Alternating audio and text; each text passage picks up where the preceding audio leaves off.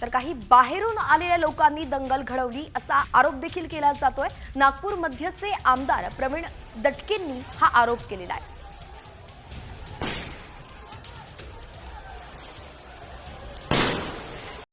Comscore नुसार आता isakal.com आहे देशातील नंबर 1 ची मराठी न्यूज वेबसाईट। प्रत्येक अपडेटसाठी isakal.com ला नक्की भेट द्या।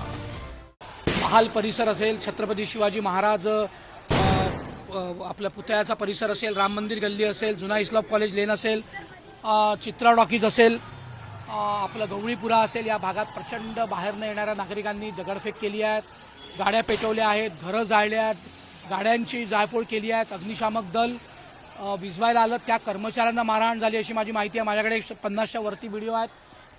पोलिसांची कुमक सुरुवातीला कमी होती, पण आता मोठ्या प्रमाणात कुमक आली आहेत। स्वतः सीपी सिंगल तिथे आहेत, डीसीपी मातनीकर आहेत, अड्डा पीआय तिथे आहेत, मोठ्या प्रमाणात कुमक आहे। पण बाहेरनं येणाऱ्या लोकांनी ज्या सामान्य लोकांचे घरं पेटवले, मग त्यात दुरुपकर परिवार, पेशणे परिवार, घाटेंचे परिवार आहेत, शिर्केंचे परिवार आहेत, आणि टिपून टिपून त्यांनी घरांवर दगडफेक केली आहे। गांधीबाग सहकारी बँक चिटणीस पार्क चौकात आहे, त्याच्यावर दगडफेक झाली अशी माहिती आहे।